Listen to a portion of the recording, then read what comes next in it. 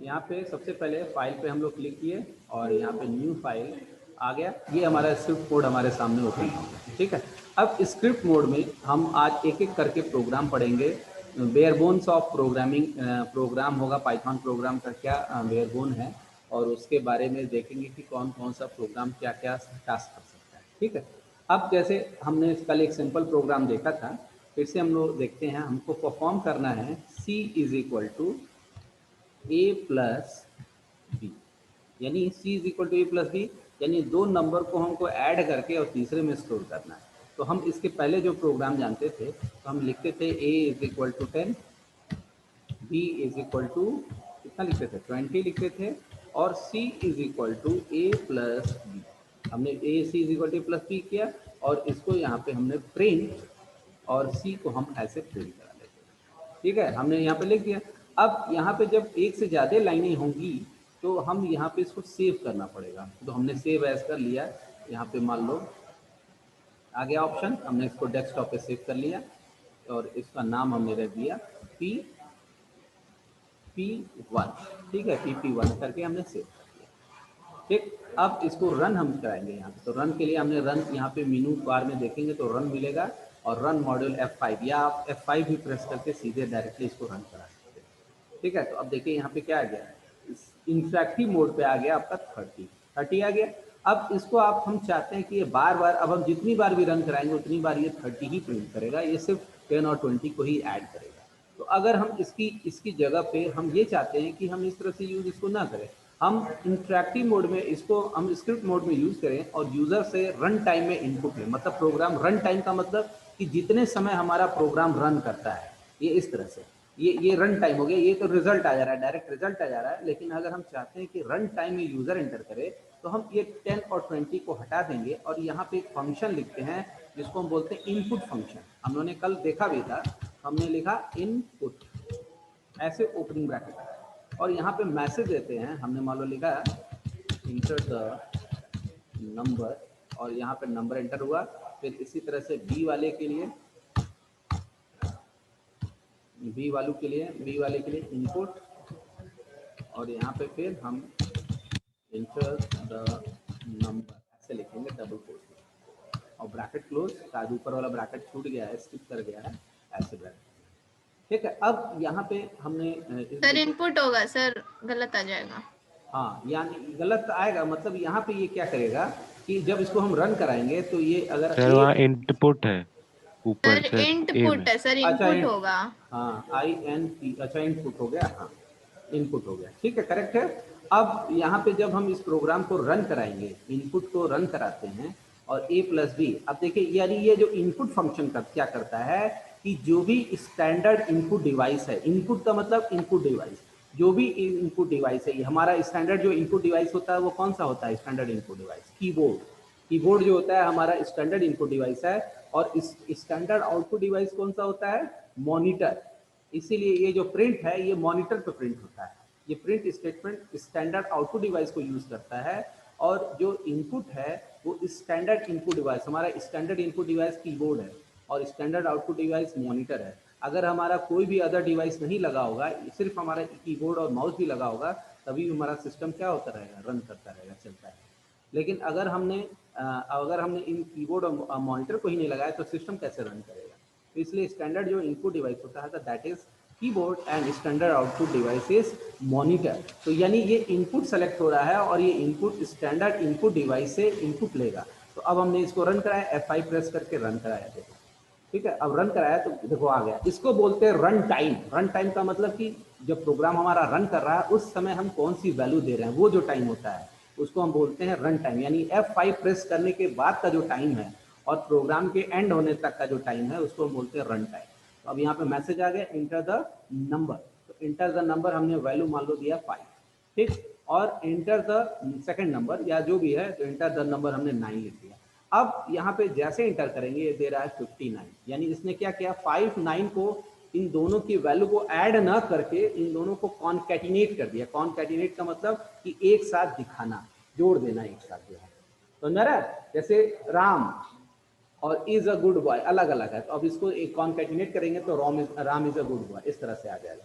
तो वो कॉनकैटिनेट कर दिया है। इसलिए यहाँ पे जो इनपुट फंक्शन होता है, यानी ये जो इनपुट फंक्शन है ये कॉनकैटिनेट करता है, यानी एज अ कैरेक्टर वर्क करता है यहाँ पे। तो इसी के लिए यहाँ पे अब चूंकि हमको ए और बी पे कैलकुलेशन करना है, तो हम अपनी तरफ से एक फंक्शन लगाते हैं, इंट फंक्शन। कौन सा फंक्शन लगाएंगे? इंट। और ये पूरे इनपुट को हम इंट फंक्शन के अंदर स्टोर कर देते हैं, और फिर यहाँ पे हमने लिख दिया है इंट, और यहाँ पे फिर हमने स्टोर कर दिया। इसका मतलब जब भी हमको कैलकुलेशन करना होगा नंबर्स का, तो हम कौन सा फंक्शन लगाएंगे? इंट फंक्शन लगाएंगे। इंट के अंदर इनपुट फंक्शन को लिखेंगे, और ये इनपुट क्या करता है? स्टैंडर्ड इनपुट डिवाइस से इनपुट का काम करता है, और इंट फंक्शन ये जो भी इनपुट आएगा उसको इंटीजर में कन्वर्ट कर देगा। इंटीजर का मतलब कि नॉन फ्रैक्शनल वैल्यूज में उसको कन्वर्ट कर देगा। समझ में आ रहा है? इनपुट इन फंक्शन क्या करेगा? उसको इंटीजर में कन्वर्ट कर देगा। जो भी चीज आएगा आपको उसको इंटीजर में कन्वर्ट कर देगा। अब देखिए सेम प्रोग्राम को हम रन कराते हैं। हमने सिर्फ इंट पढ़ाया है इसमें, तो हमने जब रन कराया यहाँ पे तो हमारा वैल्यू आ रहा है, फिर हमारा पूछ रहा है 5 और नेक्स्ट वैल्यू है 9। अब देखिए 5 और 9 का रिजल्ट कितना आ रहा है? 14 आ रहा है। 14 आ रहा है। तो इसका मतलब क्या हो गया? इंट फंक्शन लगा करके हम किसी भी नंबर को, किसी भी कैरेक्टर को एज अ नंबर यूज कर सकते हैं। एक्चुअली होता क्या है कि ये जो इनपुट फंक्शन होता है ये सारी चीज़ों को एज अ कैरेक्टर इनपुट करता है। एज अ कैरेक्टर, हम नंबर भी देंगे लेकिन वो एज अ कैरेक्टर इनपुट करेगा। ठीक है, तो उस चीज़ को हम फिर इंट फंक्शन लगा करके उसको इंटीजर में कन्वर्ट करते हैं। इंटीजर में हम क्या करेंगे? कन्वर्ट करेंगे। ठीक है, लेकिन अब देखो इसको हमने फिर रन कराया यहाँ पे प्रोग्राम। अब हमने दिया 11.6 वैल्यू दिया, और दूसरी यहाँ पे देखिए, अब देखिए क्या दे रहा है? एरर आ गया। 11.6 पे क्या दे रहा है? एरर। कह रहा है ट्रैक बॉल, कह रहा है input enter the number invalid literals और इंट विद द बेस 10। ठीक है, यानी इनवैलिड लिटरल दे रहा है। लिटरल का मतलब होता है कांस्टेंट, यानी जो वैल्यू दिया गया वो इनवैलिड है। तुरंत यहाँ पे एरर मैसेज आ गया। तो एरर क्यों आ गया? क्योंकि यहाँ पे इंटीजर हमने लिखा था और वैल्यू हमें 11.6 दिया था हमने, तो इसलिए यहाँ पे क्या आ गया? एरर आ गया। अब अगर इसको रन कराना है, इस प्रोग्राम को हमको कराना है फिर से, तो हम इसी प्रोग्राम को हम दूसरी चीज़ में कन्वर्ट करते हैं। अब यहाँ पे बेटा इसको पहले आप लोग नोट करिए, जल्दी नोट कर लीजिए, इसको हम फिर बता रहे हैं। इसी को हम फिर फ्लोट में कन्वर्ट करेंगे। फ्लोट में जब चूंकि 11.6 है तो उस तरह की वैल्यूज़ को हम बोलते हैं फ्लोटिंग पॉइंट नंबर्स। उन वैल्यूज़ को क्या बोलेंगे? फ्लोटिंग पॉइंट नंबर्स, और उसको फ्लोट में कन्वर्ट करना पड़ेगा। ठीक है, तो आप इसको चाहिए तो नोट कर लीजिए।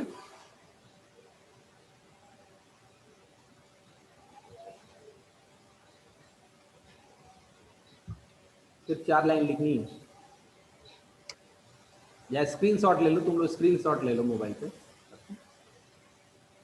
ठीक, अब इसको हम कन्वर्ट करते हैं दूसरे उसमें। हमने इसको क्या किया? फिर से न्यू फाइल किया।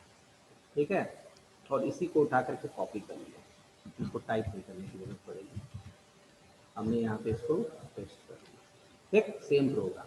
अब यहाँ पे जो इंटीजर हमने वैल्यू दिया था, इंटीजर की जगह पे जब फ्रैक्शनल पार्ट आएगा हमारा, तो हमें यहाँ पे लिखना पड़ेगा फ्लोट। और ये फ्लोट फंक्शन क्या करता है कि जो भी इनपुट होगा उसको किस में कन्वर्ट कर देगा? फ्लोटिंग पॉइंट नंबर्स में कन्वर्ट कर देता है।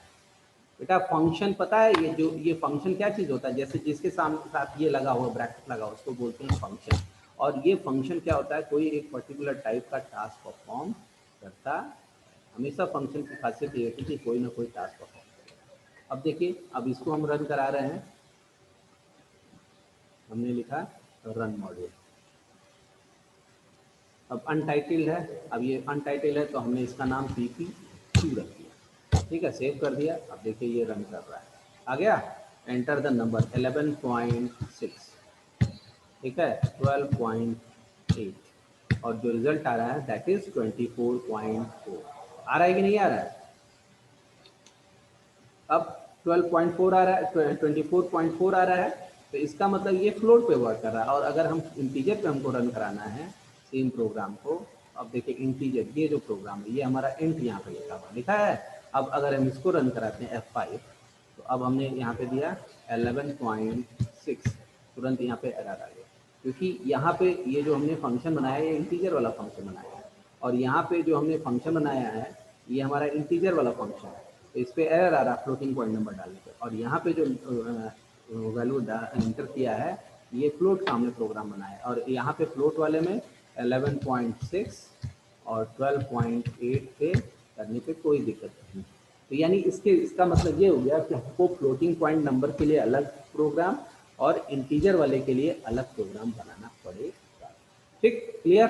दोनों समझ में आ रहा है? फ्लोटिंग पॉइंट हम सिर्फ इंट की जगह पे क्या लिख देंगे, FLOAT फ्लोटिंग। अब देखिए अब अगर हम फ्लोटिंग पॉइंट वाले में अगर हम इंटीजर नंबर डालते हैं, 5 डालें, हमने 6 दिया, अब देखिए रिजल्ट कितना आ रहा है, 11.0। जो रिजल्ट आ रहा है दैट इज 11.0 आ रहा है, 11.0 आ गया यहाँ पे रिजल्ट। ठीक है, तो इस तरह से आप इसको यूज भी कर सकते हैं, देख भी सकते हैं। यहाँ पे जो आ गया रिजल्ट 11.0 आ गया। अब इसी तरह से अब ये तो हमारा फ्लोटिंग पॉइंट वाला हो गया और ये इंटीजर वाला हो गया।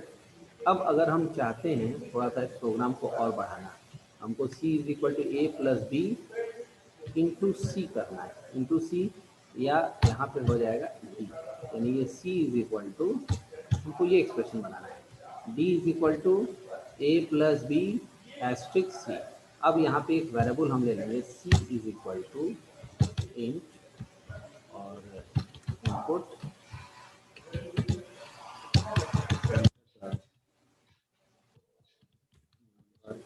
number, enter the number, our taking message variable for a b,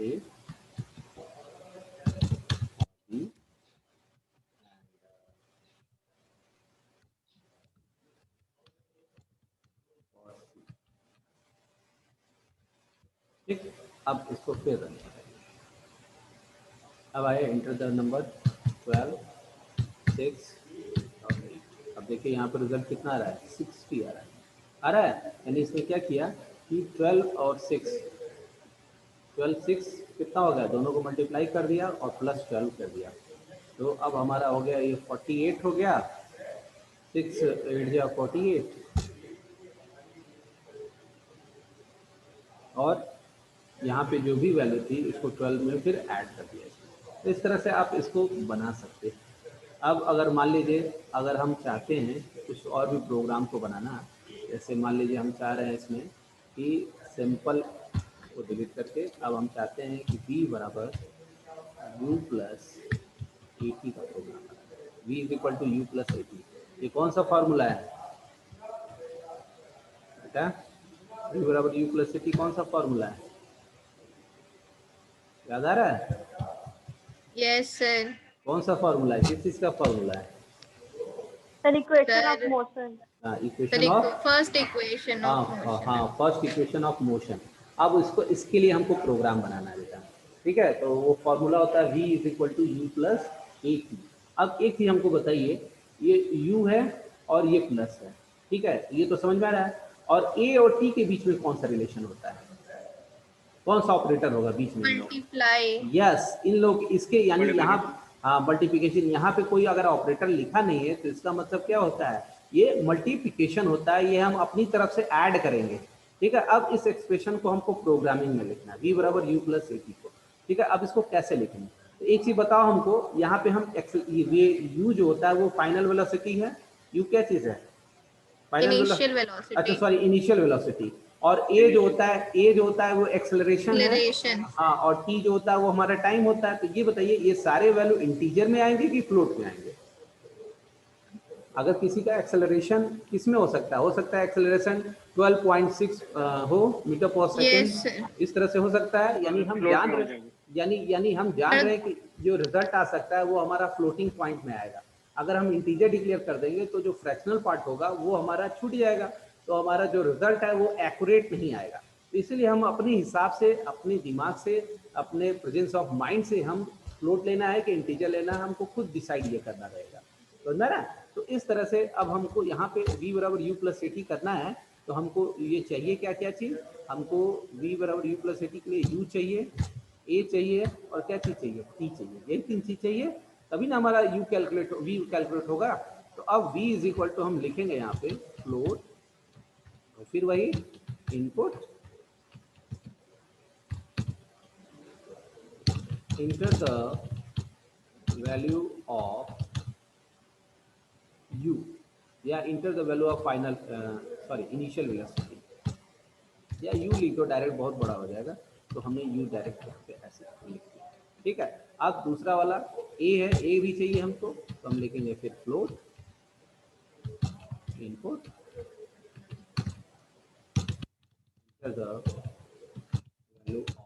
क्या चाहिए, a चाहिए, यानी a का फिर हमको कैलकुलेट करना है, और t is equal to time, that is again float input the value of t, यानी enter the value of time, तो टाइम हमको यहाँ पे ऐसे चाहिए, यानी u आ गया हमारे पास, a आ गया, t आ गया, ये तीनों चीजें इनपुट होके आ गई हमारे पास।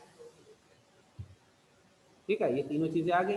अब यहाँ पे हम लिखते हैं v is equal to u plus a t था, और ए और टी के बीच में तो कंप्यूटर ए टी क्या जानेगा कि ए टी क्या होता है, या दोनों के बीच में मल्टीप्लिकेशन होता है, तो हमको लिखना पड़ेगा कि ए स्टार्ट टी, तो v बराबर u प्लस ए टी, यानी v बराबर u प्लस ए टी। चाहो तो इसको बोर्ड मार्क लगा करके इसका सबसे पहले ये मल्टीप्लाई हो, उसके बाद फिर ऐड, इस तरह भी कर सकते हैं, या हम डायरेक्ट भी ऐसे लिख सकते हैं, ये दोनों हमारा सही रिजल्ट है। ठीक है, अब हम प्रिंट कराएंगे, प्रिंट फाइनल, रुकेगा क्वेश्चन नोट करिए। है क्या हो गया बेटा, फाइनल वेलोसिटी। ठीक है, प्रिंट फाइनल वेलोसिटी, करेक्ट है, यहाँ तक कोई किसी को दिक्कत, ये सर समझ ये में? हाँ, साइन क्या है सर फाइनल वेलोसिटी के बाद? फाइनल वेलोसिटी के बाद क्या है, सर ये ग्रेटर देन का साइन समझ नहीं आया। ये साइन कोई जरूरी नहीं है, तो टेक्स्ट हम बिना साइन के भी कर सकते हो, हम वैसे डिजाइन के लिए ऐसे इक्वल लगा दिया तो लिख के आएगा फाइनल वेलोसिटी, ये तो मतलब ये एक तरह का मैसेज है, ये जैसे नहीं होता, ये मैसेज टाइप का, जैसे मान लो तुम्हारा कहीं नाम लिखा हो, खाली तुम्हारा बस नाम लिखा हो name is equal to this, तो वो उसलिए हमने एक मैसेज की तरह से यूज किया है। तो डबल कोट में ये भी जान लो बेटा, प्रिंट के अंदर अगर हम डबल कोट में कोई भी चीज देंगे तो वो एज इट इज प्रिंट होता है, यहाँ से लेकर ये डबल कोट्स, ये स्टार्ट वाला डबल कोट्स है, ये एंड वाला डबल कोट्स है, यहाँ तक हम जो भी चीजें देंगे वो एज इट इज प्रिंट होगा। अब देखो कैसे आ रहा है रिजल्ट, देखो आ गया, एंटर द वैल्यू ऑफ ए, तो ए की वैल्यू मान लो हमने दिया 5.2 दिया, ठीक, enter the value of acceleration 11.6 दे दिया, और यहाँ पे टाइम हमने दे दिया 8। ठीक है, अब देखिए final velocity is equal to 9.8 आ रहा है, 98.0 आ रहा है, इस तरह से ये वैल्यू आ रहा है, सही आ रहा है अनुष्का? Yes sir. सिद्धार्थ देखो सही आ रहा है, कैलकुलेट करके देख लो।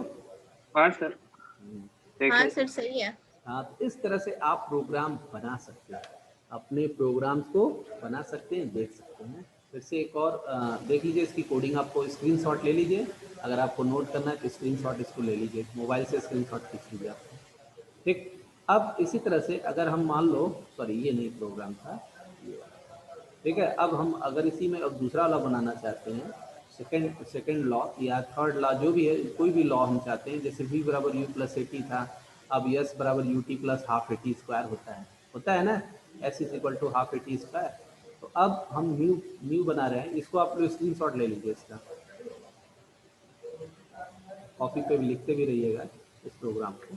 अब अगर मान लीजिए हमने न्यू फाइल यहाँ पे कर दिया, और हमको अब बनाना है s is equal to u t plus 1/2 half a t और स्क्वायर, टी स्क्वायर यानी टी इंटू टी, यही ना होगा इसका मतलब, टी स्क्वायर है तो टाइपिंग में तो कुछ स्क्वायर बन नहीं पाएगा, तो हम टी स्टार टी कर देते हैं। ठीक है, इसका मतलब हमको टी स्क्वायर निकालना है, एस बराबर u t plus half a t square. अब देखिए इसमें क्या क्या चीज़ें होंगी, क्या क्या आपको इनपुट करना है बताइए, यू चाहिए, टी चाहिए, यू करेंगे, हाँ, यहाँ पे आपको कौन कौन टी करेंगे सर, टी चाहिए, और क्या चाहिए, ए चाहिए, ये भी तो चाहिए, ये चाहिए सर, हाँ, यू चाहिए, टी चाहिए, और क्या चाहिए, ए चाहिए, और फिर टी चाहिए नहीं चाहिए, क्योंकि टी की तो वैल्यू एंटर हो गई है यहाँ। और कांस्टेंट वाले 1/2 के लिए क्या करेंगे? हाँ, अब 1/2 के वैल्यू को हम कांस्टेंट कर देंगे या 0.5 कर देंगे। ठीक है, अब बताइए ये सब वैल्यू किस में आएगा, फ्लोट में आएगा कि इंटीजर में आएगा इसका रिजल्ट? Sir float.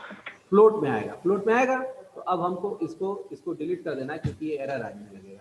अब हमको फ्लोट लाना है तो हम लिखेंगे फ्लोट और यहाँ पे फिर लिखेंगे इंट और फिर इंटर द ऑफ यू। ठीक है, सेकेंड वाला फ्लोट सर वो सर, वो इनपुट होगा कि इंट input होगा? नहीं, इनपुट होगा। Input again input enter the value of की। ठीक है, और थर्ड वाला होगा वैल्यू फ्लोट इनपुट, क्योंकि बिना इनपुट के कुछ हो नहीं पाएगा। और हम लिखेंगे इंटर द वैल्यू ऑफ की की जगह पे हो गया, यानी ये 3 वैल्यूज हमारी इनपुट हो गई। ठीक, अब हम एक्सप्रेशन कैसे लिखेंगे? तो हम लिखेंगे s is equal to u t है तो यू स्टार टी, यानी अब ये चाहो तो इन दोनों को एक ब्रैकेट में भी लिख सकते हो। इन चाहो को तो इन सबको किस में लिख सकते हो? ब्रैकेट में। यू टी प्लस, अब हाफ है तो हाफ का मतलब 0.5, हाफ का मतलब क्या हो जाएगा? 0.5। ठीक है, into half a t square, तो अब हाफ ए और टी स्क्वायर है यानी फिर मल्टीप्लाई और ब्रैकेट में टी स्क्वायर को हम टी इंटू टी भी लिख सकते हैं। लिख सकते हैं कि नहीं लिख सकते हैं? जैसे टी स्क्वायर हो या टी क्यू हो तो हम टी इंटू टी लिख सकते हैं। तो अब हमने एक्सप्रेशन बना लिया यस इज इक्वल टू, अब देखो सबसे यस बराबर यू टी प्लस हाफ की जगह पे 0.5 ए स्टार, अब ए से मल्टीप्लाई होगा ना ए, और फिर टी स्क्वायर हमने यहाँ पे बना लिया। आ रहा है समझ में? बोलिए। Yes sir. Yes sir. क्योंकि वो जो s बराबर u t plus half a t square है वो तो मैथमेटिकल अप्रोच है, लेकिन अब हम ये लैंग्वेज सर, है। हाँ तो डबल स्टार कब मतलब कहाँ लगाएंगे? यहाँ पे हम लोग डबल लगा सकते हैं, लगा सकते हैं। अब देखिए डबल स्टार भी लगा सकते हैं। हाँ ठीक, सही क्वेश्चन है। अगर हमको डबल स्टार लगाना है तो हम डबल स्टार और 2 यहाँ पे लिखेंगे क्योंकि टी स्क्वायर हो रहा है। लगा सकते हैं, सही है? Yes sir. हाँ, ये भी हम लिख सकते हैं, इस तरह भी लिख सकते हैं, टी इंटू टी भी लिख सकते हैं। अब अगर मान लो ट्रिपल पे आएगा यानी टी पे ट्रिपल पावर आएगा तो हम यहाँ पे क्या कर देंगे? 3 लिख देंगे, तो टी इंटू टी हो जाएगा इस तरह से। तो डबल स्टार है तो हम 2 डबल स्टार लगा के 2 लगाते हैं। यानी डबल स्टार का मतलब क्या होता है? वो एक्सपोनेंट पे जाएगा, टी हमारा बेस हो जाएगा और x टू द पावर क्या हो जाएगा? 2 हो जाएगा इस तरह से। तो ये भी सही है, सही है। अब देखिए, अब इसको हम रन करा के फिर प्रिंट कराते हैं। प्रिंट s क्या होता है? डिस्टेंस होता है ना। हाँ s क्या चीज है? Distance, displacement. हाँ डिस्प्लेसमेंट। हाँ display. Displacement is equal to क्या हो जाएगा? s हो जाएगा, और ऐसे बन गया। अब इसको रन कराते हैं, और रन जब हम कराएंगे रन मॉड्यूल, फिर वही अब इसका फाइल पूछेगा तो फाइल नेम पूछेगा, तो हमने pp3 दे दिया इसका नाम, pp3 एंटर कर दिया। अब देखो आ गया, enter the value of u की वैल्यू हमने दे दिया 3.2। ठीक, टाइम हमने दे दिया 2.7 ऐसे, और एक्सेलरेशन दिया 11.4। अब देखिए डिस्प्लेसमेंट की वैल्यू कितना दे रहा है? 50.19300000000000 और लास्ट में हमारा क्या दे रहा है? 5 दे रहा है। यानी ये यहाँ तक एक्यूरेट रिजल्ट निकाल करके यहाँ पर राउंड कर दे रहा है। आ रहा समझ में? तो ये इस तरह से फ्लोट और इंटीजर का जो डिफरेंस है, यानी इंटीजर में क्या होता है कि जो फ्रैक्शनल पार्ट होता है उसको स्किप कर जाता है, छोड़ देता है, लेकिन फ्लोटिंग वाले में ये स्किप पार्ट होल्ड करेगा और डेसिमल के 1 2 3 4 5 6 7 8 9 10 11 12 13 14 15 यानी 15 प्लेसेस तक एकदम एक्यूरेट रिजल्ट देता है। 15 प्लेसेस तक क्या करेगा? एकदम एक्यूरेट रिजल्ट निकालेगा। और अगर हम इंटीजर इसी को ले लेते तो ये सिर्फ 50 देता और इसको ये क्या कर देता है? स्किप कर देता। आ रहा समझ में? अब सेम प्रोग्राम को हम अगर मान लो इंटीजर लिखते हैं, इसको बेटा आप स्क्रीनशॉट ले लीजिए, इसका स्क्रीनशॉट ले लीजिए। हो गया बेटा। अब अगर देखो सेम प्रोग्राम को हम यहाँ पे इंटीजर लिख के देख रहे हैं क्या होता है, दोनों का डिफरेंस तुमको समझ में आ जाएगा। एरर आ जाएगा। हैं? हाँ एरर नहीं आएगा, एरर आ जाएगा। एरर नहीं आएगा बेटा, रन करेगा, लेकिन जानते हो क्या आएगा, इसका जो रिजल्ट है यानी जो फ्रैक्शनल पार्ट हम देंगे, अब देखो यहाँ पे एरर नहीं आएगा, रन हमने कराया यहाँ पे। हाँ अब जैसे पहला वैल्यू हमारा है 3.2, अब हमने 3.2 दिया, अब ये क्या करेगा, तुरंत यहीं पे एरर मैसेज आ जाएगा। हाँ एरर मैसेज ही आ जाएगा, कहेगा कि जो 3.2 है वो 3 को होल्ड करेगा, 0.2 को छोड़ रहा है, तो हमारा जो रिजल्ट है वो एक्यूरेट नहीं आएगा, इसलिए इसको किस में लिखते हैं, फ्लोट में लिखेंगे, यानी इंट की जगह पे फ्लोट होगा। आई थिंक आप लोग को समझ में आ रहा होगा ये सारे वैल्यू क्या होंगे, फ्लोट। ठीक, इस तरह से आप बना सकते हैं। अब इसको सेव कर ले रहे हैं। अब इसी तरह से एक और प्रोग्राम बनाना है छोटा सा। अगर हमने बोला कि सिंपल इंटरेस्ट का बनाइए program, S is equal to क्या होता है simple interest, P into R into T, P into R into T upon क्या होता है, अपॉन 100। सिंपल इंटरेस्ट होता है ना ये। तो आप देखिए इसमें कौन कौन से वेरिएबल चाहिए बताइए, क्या क्या चाहिए, P R और T। हाँ P is equal to, R is equal to and T is equal to, हमको 3 वैल्यू चाहिए, और तीनों वैल्यू किस में होगा, फ्लोट। फिर फ्लोट में। हाँ फ्लोट में हो जाएगा।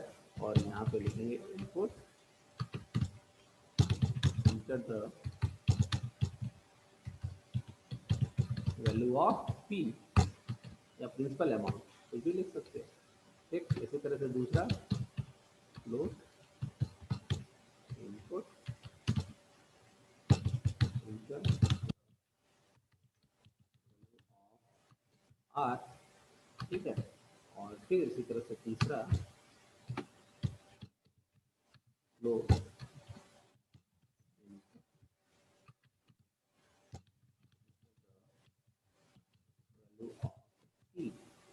ठीक है, यानी PRT का टाइम। अब हमको लाना है S, यानी S is equal to bracket में सेम चीज P into R into T upon 100।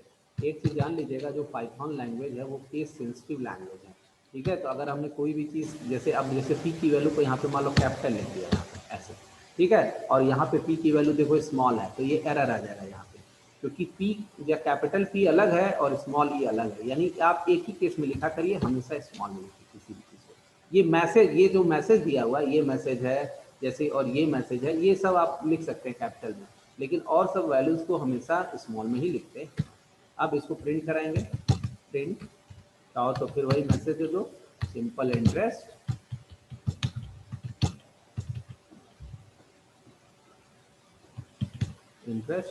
Is equal to क्या हो जाएगा, simple interest is equal to S O. अब हमने इसको फिर प्रिंट करा दिया, इसको सेव करें पहले। अब ये हमारा जो PT 3 हो जाएगा, 3 नहीं 4 हो जाएगा, 4 हमने कर दिया, ठीक है। अब इसको रन कराया, रन मॉड्यूल में जाके F5 प्रेस करें या रन मॉड्यूल क्लिक करें।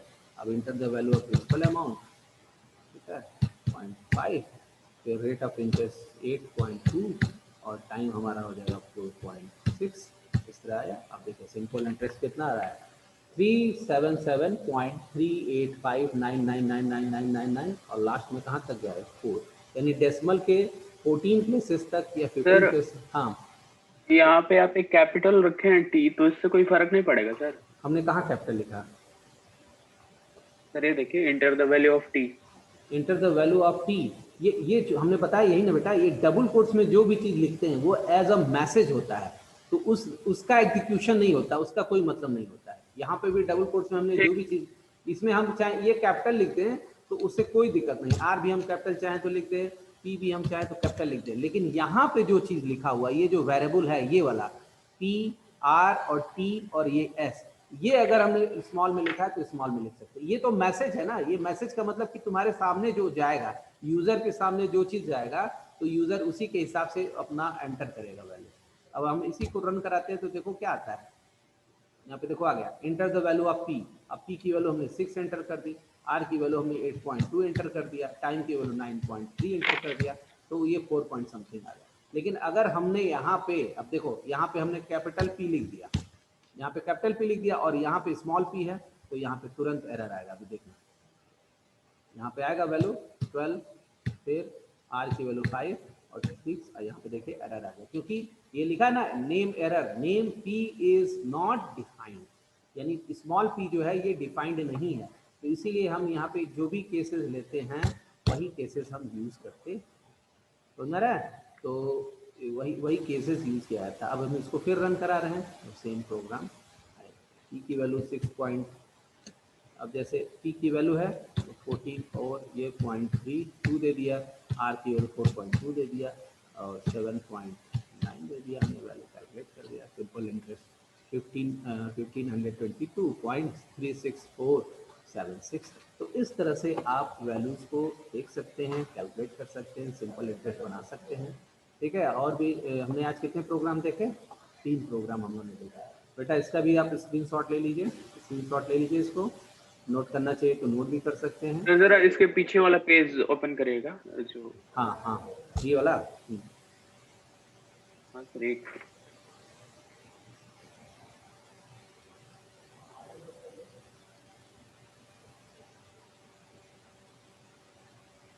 इस तरह से आप इसको यूज कर सकते हैं। अभी हम ये जो भी हम पढ़ाए हैं अभी इसका वीडियो भी अपलोड हो जाएगा।